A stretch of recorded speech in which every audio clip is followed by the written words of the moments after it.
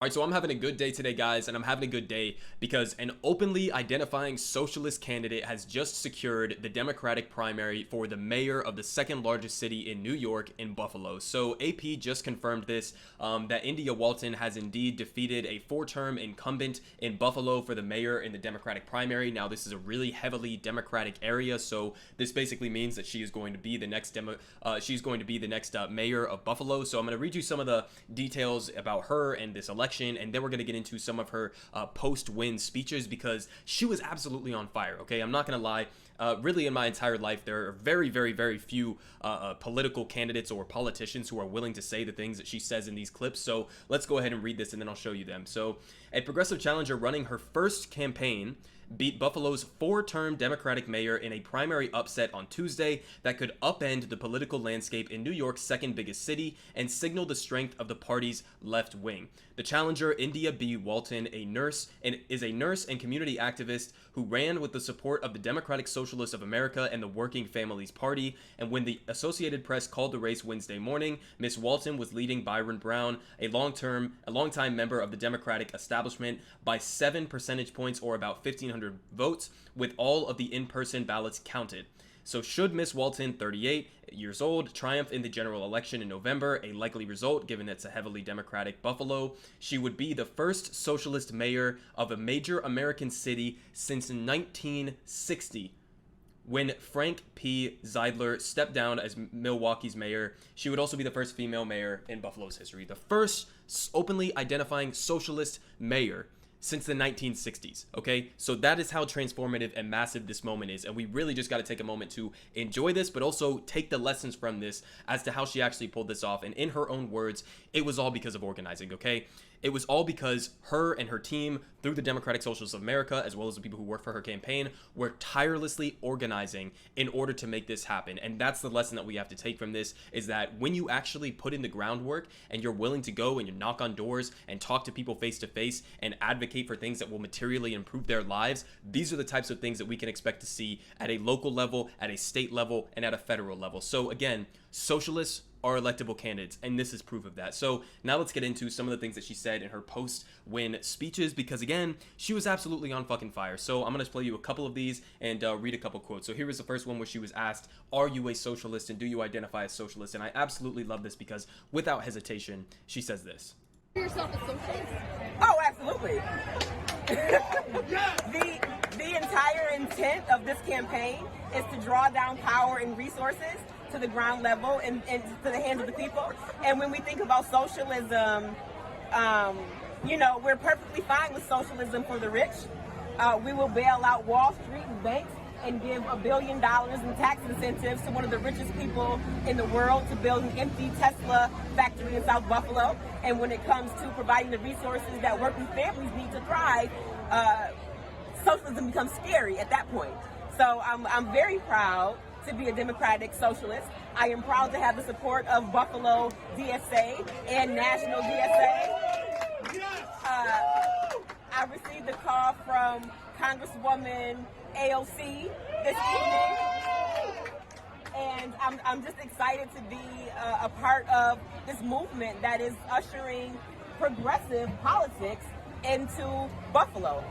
Being the third poorest mid-sized city in this country, we should be considering how we begin to eradicate concentrated poverty and disadvantage, and democratic socialist leanings are a big step in getting us there.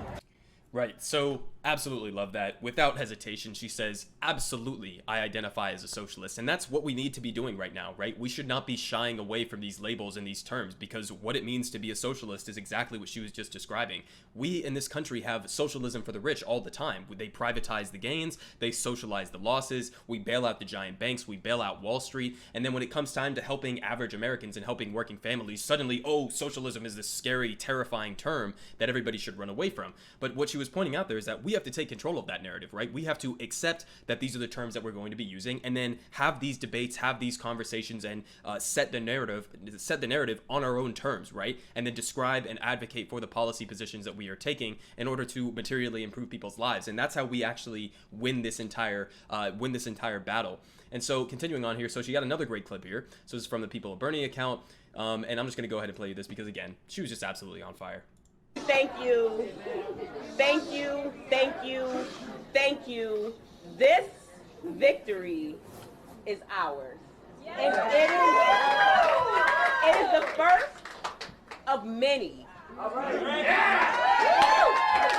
If you are in an elected office right now, you are being put on notice.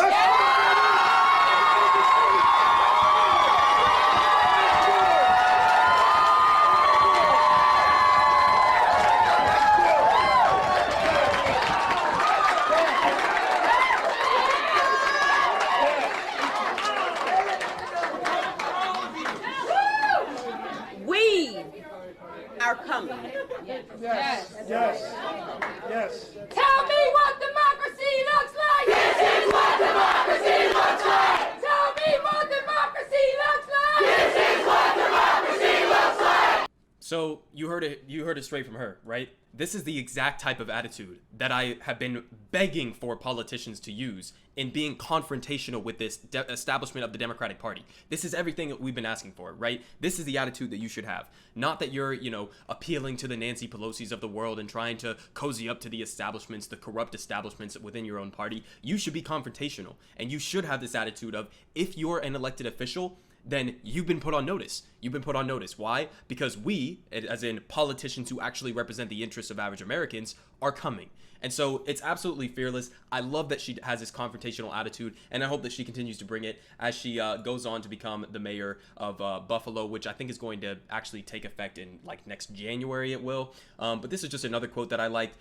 She says, "This is the work of a well-meaning group of rebels and revolutionaries. This is Buffalo, and and is not lost on me that we have a very entrenched Democratic Party that has no interest in our types of politics. When we organize, we win." So again, that was just a perfect synopsis there at the end of what she had to say. This is all about organizing, right? So I'd go ahead and support anybody who wants to go and join their local DSA chapter or in any capacity. If you don't like the DSA, then go join some organizations, get involved in your local communities directly, participate in mutual aid, participate in these types of organizing, because when you organize at smaller level elections, even if it's not for members of Congress or the Senate or the presidency, we can organize to get people like this elected into public office. And that helps to build this idea that socialists are not only electable, but that they can be effective governing, they can be effective governors, they can be effective congressional leaders, they can be effective mayors, and et cetera, et cetera. So these are the types of people we should be fighting to get elected. I can't wait to see what she's going to do as a mayor of Buffalo, but I'm just really happy today because we have an openly identifying socialist